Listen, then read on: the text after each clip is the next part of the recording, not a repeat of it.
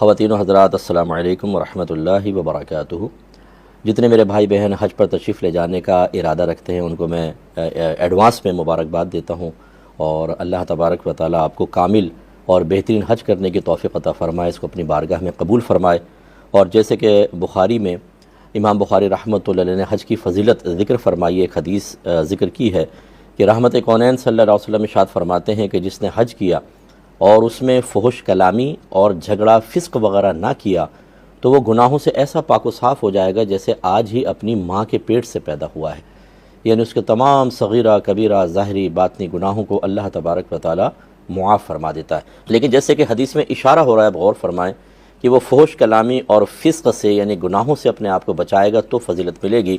تو میں تمام بہن بھائیوں سے گزارش کرتا ہوں کہ آپ اپنی تربیت کو کوشش کریں کامل کریں، اس کے بعد حج کریں۔ اور تربیت کیسے کامل ہوگی؟ نمبر ایک، ظاہری علوم سیکھیں۔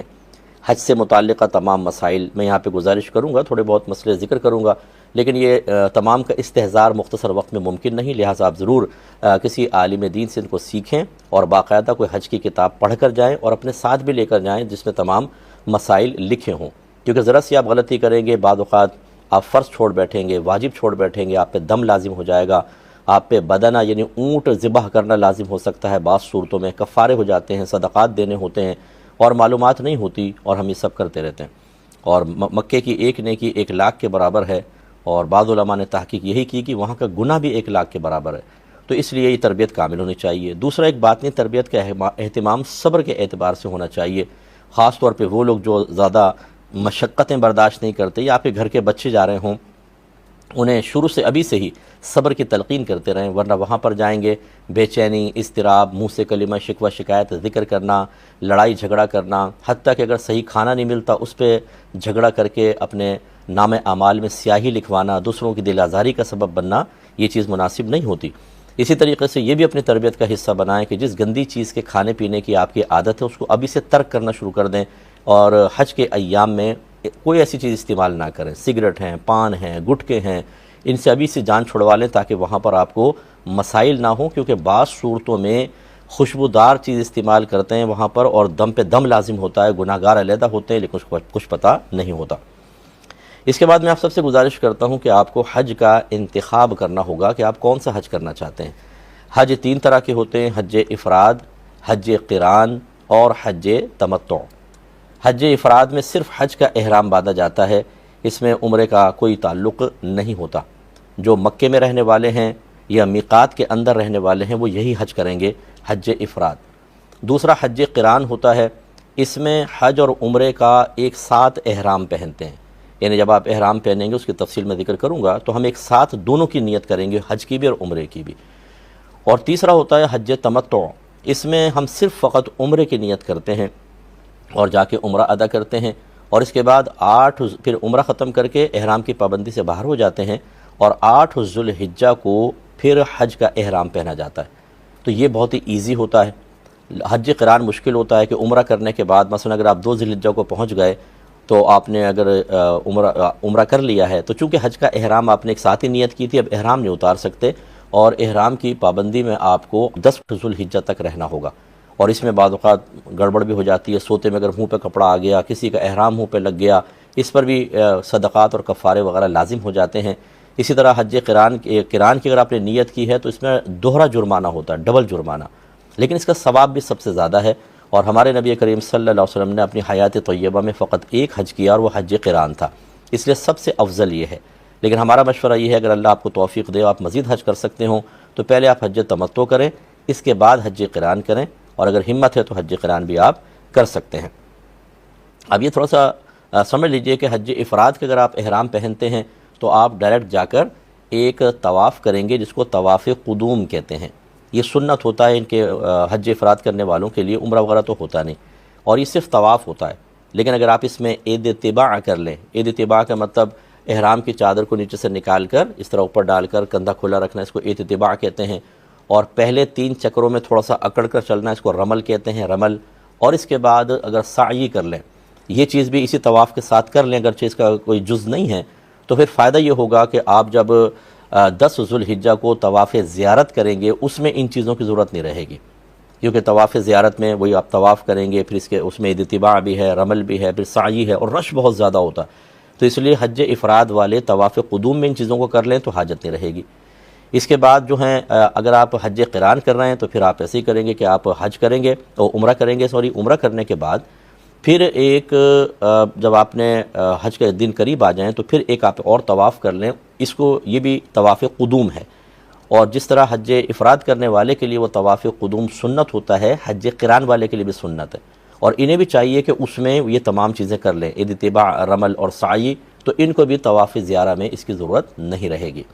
اور حج تمتع میں آپ آئیں گے، عمرہ کریں گے، حلق وغیرہ کرا کے احرام کی پابندی سے فارغ ہو جائیں گے۔ پھر 8 ذو الحجہ کو آپ کو حج کا احرام پہننا ہوگا۔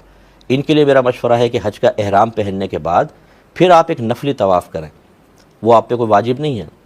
نفلی طواف ہے، اور اس میں پھر آپ یہ اتباع بھی کر لیں اور رمل کر لیں اور سعی کر لیں، تو پھر آپ کو بھی طواف زیارت میں اس کی حاجت نہیں رہے گی۔ تو یہ بیسٹ وے ہے کہ آپ ایسا کر لیں۔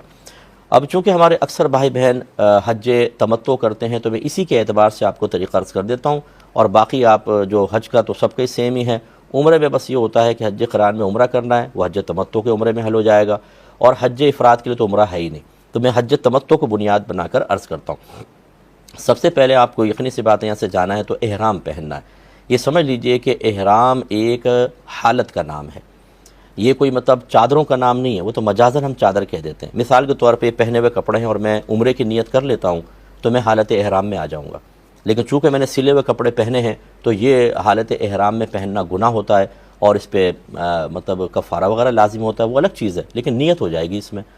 تو اس کا مطلب یہ ہوا کہ اصل چیز ہے احرام کی نیت اور پھر حالت احرام۔ اس کا فائدہ اس بات کو سمجھنے کا فائدہ یہ ہے کہ بہت سے بھائی ہمیں کہتے ہیں، بہنیں بھی پوچھتی ہیں کہ ہم نے احرام کی نیت کر لی، پھر ہم نے کپڑے بدلے یا ہم نہائیں تو کیا ہمارا احرام ہم نے اتار دیا؟ تو نہیں، اگر آپ کپڑے اتار بھی دیتے ہیں تو حالت احرام تو باقی رہے گی، وہ نیت کے ساتھ ہے۔ اسی طریقے سے اگر آپ احرام کی مرد جو ہیں احرام کی چادریں بدل لیتے ہیں، جیسے میلی ہو گئی، گندی ہو گئی، ناپاک ہو گئی، اور دوسری چادریں ہیں، تو پھر وہ حالت آپ کی باقی۔ یہ نہیں کہ آپ نے دوسری چادر پہنی تو پہلی جو نیت تھی وہ تو پہلے احرام کے ساتھ ختم ہو گئی، اب نئی نیت کریں، نہیں۔ تو یہ یاد رکھیں کہ مرد کے لیے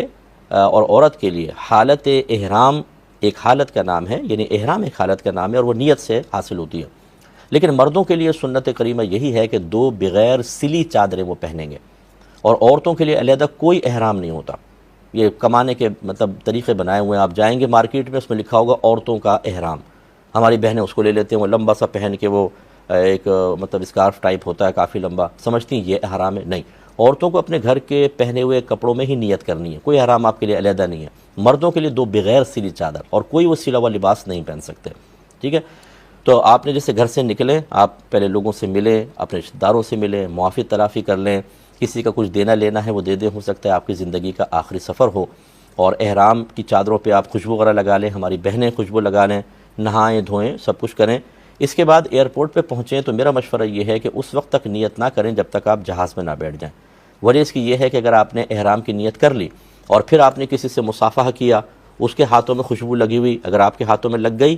تو ہو سکتا ہے دم لازم ہو جائے۔ ایسے لوگ گلے ملتے ہیں رخصت کرتے ہوئے، تو اس کی اگر خوشبو کپڑوں کی آپ کے کپڑوں میں منتقل ہو گئی، اس پر جرم ہو گیا، کفارہ وغیرہ لازم ہو سکتا ہے۔ ایسے گلاب کے ہار وہ پہنائیں گے، اس کی خوشبو اگر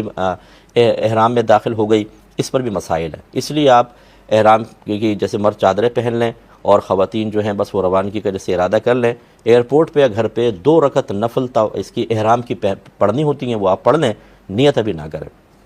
نیت کریں آپ جہاز میں آنے کے بعد۔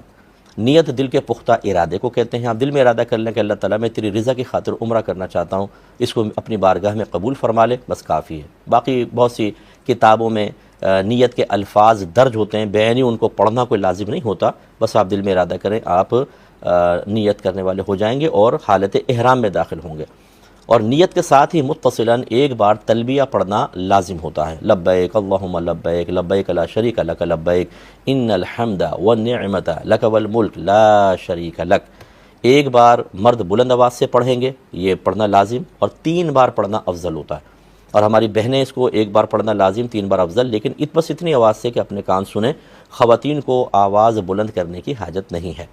تو جیسے ہی نیت کر کے آپ تلبیہ پڑھیں گے، آپ حالت احرام میں داخل ہو گئے، اب بہت ساری چیزوں کی ممانعت ہے، آپ خوشبو وغیرہ استعمال نہیں کر سکتے، آپ کو کوشش کرنی چاہیے کہ آپ کوئی ناجائز فعل نہ ہو۔ اسی طرح اگر زوجین جا رہے ہیں، خصوصاً جو ینگ کپل جا رہے ہوتے ہیں جن کی ابھی ابھی شادی ہوئی ہوتی ہے، ذہن میں رکھیے گا کہ تھوڑا فاصلہ قائم رکھیں۔ اگر حالت احرام میں شوہر نے بیوی کو یا بیوی نے شوہر کو ٹچ کیا اور شہوت پیدا ہو گئی تو اس پر بھی دم لازم ہو جاتا ہے، اس لیے بڑی احتیاط کرنا ضروری ہوتا ہے۔ باقی حالت احرام کی بہت ساری پابندیاں ہوتی ہیں، وہ کوشش کیجئے کوئی بھی حج کی کتاب لے کر اس کو آپ پڑھ لیں کہ کون سی چیز حالت احرام میں حرام ہے، کون سی مکروہ ہیں اور کون سی بالکل جائز ہیں۔ قلیل وقت ہے اس لیے میں تفصیل عرض نہیں کر سکتا۔